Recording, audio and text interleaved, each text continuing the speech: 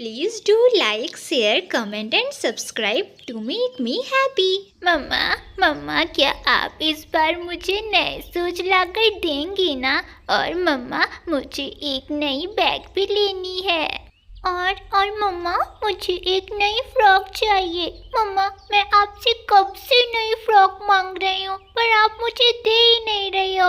मम्मा इस जन्मदिन पर मुझे नई फ्रॉक लाकर दोगी ना? अगर नहीं दी तो मैं आपसे फिर कभी बात नहीं करूँगी। चिड़िया अपने बच्चों के सामने चुपचाप बैठी हुई थी। आखिरकार वह एक माँ थी। वह अपने बच्चों को यह कैसे कह सकती थी कि उसकी माँ एक बहुत ही गरीब चिड़िया है और वह अपने बच्चों की ख्वाहिशों को पूरी नहीं कर सकती।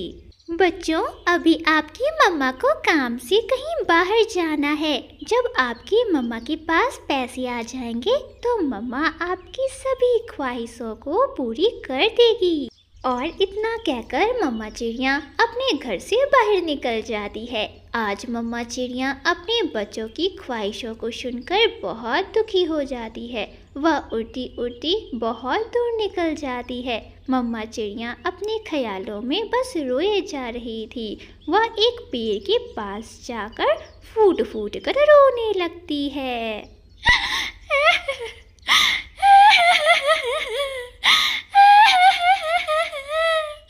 मैं कितनी बेबस और लाचार माँ हूँ। मैं अपने बच्चों के सामने रो भी नहीं सकती, ना ही उनकी ख्वाहिशों को पूरा कर सकती हूँ। मैं कितनी बुरी हूँ। मम्मा चिड़िया वहाँ बैठी ऐसे फूट फूट कर रो ही रही थी कि तभी अचानक से उसे वहाँ एक आवाज सुनाई देती है। चिड़िया चुप कर जाओ चिड़िया, मैं हूँ ना, मैं तुम्हारी मदद करूँगा। चिड़िया चुप कर जाओ। पेड़ को बोलता हुआ देखकर चिड़िया तो पहले डरती है, फिर डरते डरते पेड़ से कहती है, पेड़ जी आप भला मेरी कैसे मदद कर सकते हैं? अगर मैं आपको एक सोने का अंडा दूं तो आप उस अंडे से क्या करोगी? मैं अपने बच्चों के लिए कुछ चीजें खरीद सकूंगी। अच्छा, अगर मैं तुम्हें एक और सोने का अंडा दूं तो फिर तुम उस अंडे से क्या करोगी? तो फिर मैं उस सोने के अंडे को बेचकर गरीब पक्षियों की मदद करूंगी। बहुत अच्छे चिड़िया, तो फिर ऊपर देखो।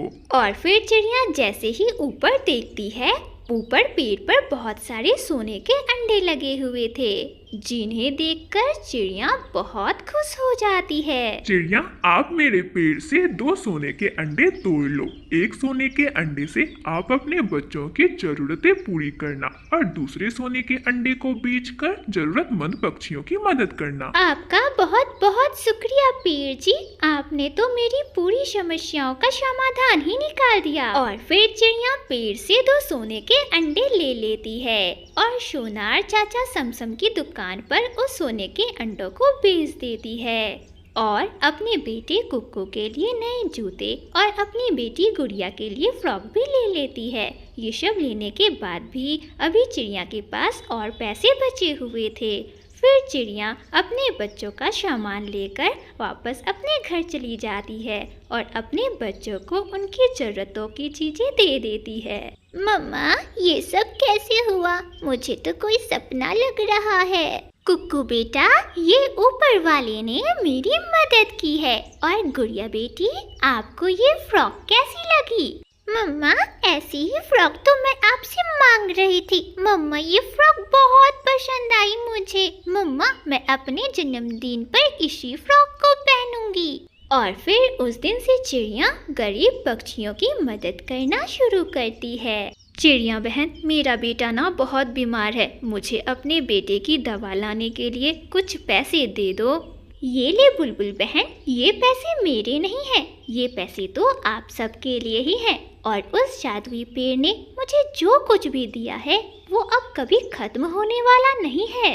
और ये बात गोरी कौवी तक भी पहुंच जाती है।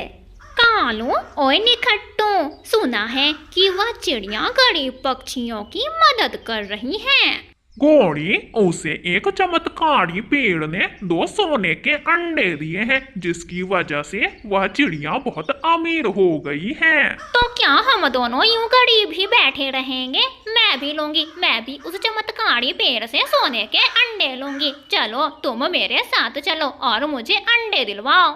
और फिर कौवा और कौवी चिड़िया के पास जाते हैं। चिड़िया चिड़िया, वो चमत्कारी पेड़ कहाँ है? मैं भी उस चमत्कारी पेड़ को देखना चाहती हूँ। अरे मैं भी तो देखूं, हम पक्षियों की भलाई सोचने वाला वह चमत्कारी पेड़ आखिर दिखता कैसा है? वो चमत्कारी पेड़ घने जंगल के बीचों बीच एक कुएं के पास है। मैं उस पेड़ के पास जाकर रो रही थी, तभी उस जादुई पेड़ ने मेरी मदद की। वैसे अगर आप दोनों को पैसे चाहिए तो आप मुझसे ले सकती हो। अरे नहीं नहीं चिड़िया, हमें पैसों की कोई जरूरत नहीं है, चल कालू।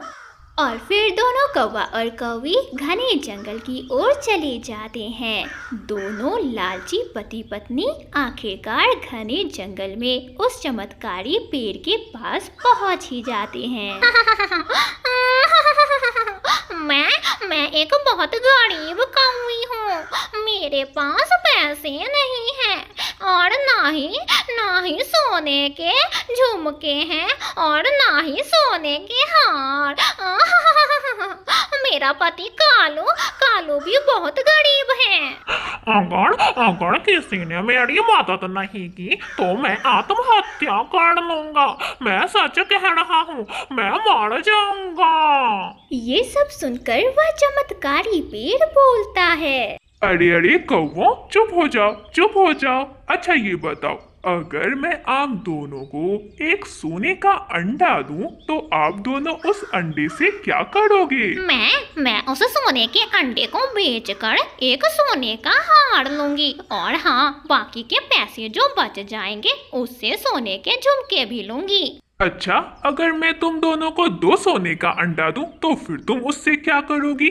फिर तो मजा ही आ जाएगा पेड़ जी। मैं अपने लिए पूरे जंगल में एक बहुत ही बड़ा और सुंदर सा घर बनवाऊंगी। चल भाग यहाँ से। अरे कहीं ऐसा ना हो कि मैं अपनी कटीली शाखाओं से तुम दोनों लालची पक्षियों की पिटाई कर दूं। मैं तुम जैसे लालची पक्षियों की कभी मदद नहीं करता हूँ। पेड़ जी पर बात तो सुने। पर वह चमत्कारी पेड़ उन लालची कौवों की एक नहीं सुनता और उन्हें भगा देता है। वे कौवे रोते रोते खाली हाथ वापस अपने जंगल लौट जाते हैं। प्यारे दोस्तों, अगर आपको यह कहानी अच्छी लगी तो इस कहानी को लाइक करना बिल्कुल न भूलना। दूर एक जंगल में एक चिड़िया रहा करती थी। किसी दुर्घटना में चिड़िया ने अपनी आंखों की रोशनी खो दी थी और वह अब भोजन लाने में सक्षम न थी। वह अपने घर के बाहर ही बैठ जाया करती थी और कोई नेक पक्षी आकर उसे कुछ खाने को दे जाया करता था। चिड़िया, मैं तुम्हारे लिए मीठा और पका हुआ आम लेकर आया हूँ। आम? मेरे लिए मीठे मीठे आम लेकर आए हो?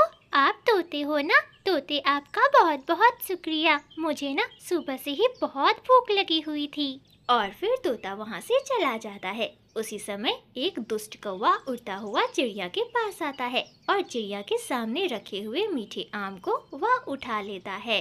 चिड़िया को कौन सा आंखों से दिखाई देता था और कौवा उसके सामने एक कड़वा नीम का फल रख देता है। चिड़िया, मैं अभी तुम्हारे लिए जंगल से एक मीठा फल लेकर आता हूँ। कौवे भैया, अभी अभी तोता मेरे लिए आम लेकर आया था। वह मीठा आम रख कर गया है। अभी मैं आम खा लेती हूँ, आप मेरे लिए दाना लेते आना। और ऐसा कहते हुए चिड़िया उस नीम के फल को खाने लग जाती है। कड़वा है, अरे ये तो बहुत कड़वा है। अरे चिड़िया बहन, ये तो नीम का फल है। तोते ने जरूर तुम्हारे साथ मजाक किया होगा। सब मेरा मजाक उड़ाते हैं।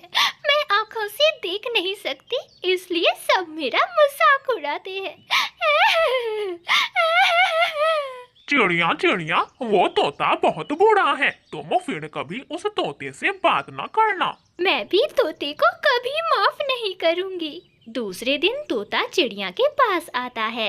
चिड़िया, मैं तुम्हारे लिए पानी लेकर आया हूँ। अपना पानी लो और चले जाओ यहाँ से। मैं तुमसे बात नहीं करूँगी, तुम बहुत बुरे हो। मगर चिड़िया बहन, क्या हुआ? मुझे कुछ बताओ तो। अरे हुआ क्या है? मगर चिड़िया तोते से बात नहीं करती। दोपहर में कबूतर चिड़िया के लिए दाना लेकर आता है। वह चिड़िया को चने का दाना देता है। चिड़िया चिड़िया, मैं तुम्हारे लिए चने का दाना लेकर आया हूँ। वो तोता बहुत बुरा है। कल वह मुझे आम का फल बोलकर कड़वा नीम का फल दे गया। चिड़िया बहन, तुम चिंता मत करो, मैं हूँ ना, मैं तुम्हें हर रोज दाना दे दिया करूँगा।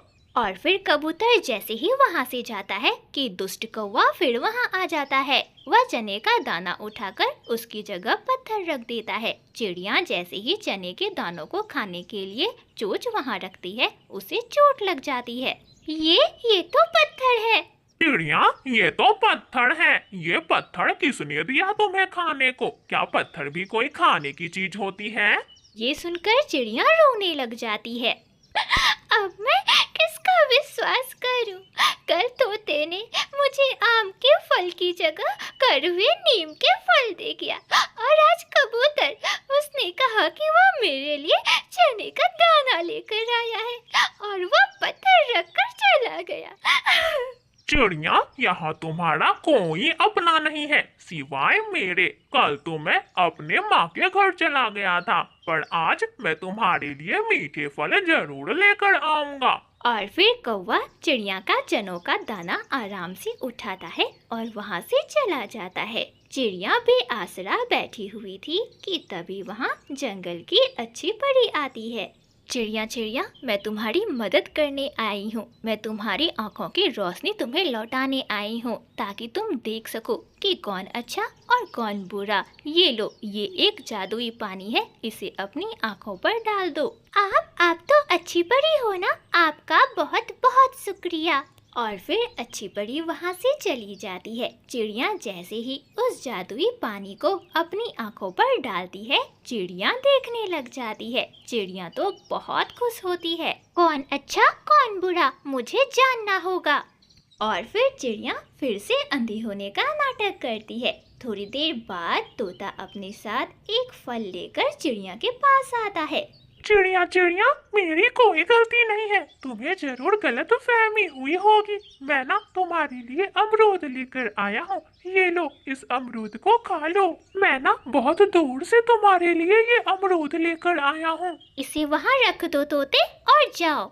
और फिर तोता वहाँ से चला जाता है। वहीं दूर बैठा कालू कौवा यह सब देख रहा था। वह पेड़ से बाहर निकलता है और चिड़िया के पास जाता है। वह मीठा अमरूद उठाता है और वहाँ एक लाल मिर्ची रख देता है। मगर आज चिड़िया अंधी नहीं थी, वह तो सब कुछ देख रही थी।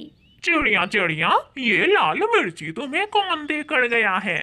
ये लाल मिर्ची तो मुझे तोता देकर गया है, मगर देखो तो तुम्हारे पीछे कौन है? कौवा जैसे ही पीछे मुड़कर देखता है, चिड़िया एक डंडा उठाकर उसके पूंछ पर जोरदार मारती है। दुष्ट कौवे, मैं सब कुछ देख सकती हूँ। अच्छी परी ने मेरी आँखों की रोशनी मुझे लौटा दी है। दुष्ट कौवे, चल भाग यहाँ से, तुम बहुत बुरे हो, बहुत बुरे हो। और फिर कौवा रोता हुआ वहाँ से भाग जाता है। फिर चिड़िया तोते और कबूतर से दोस्ती कर लेती है और अपनी आगे की जिंदगी खुशी खुशी बिताने लग जाती है।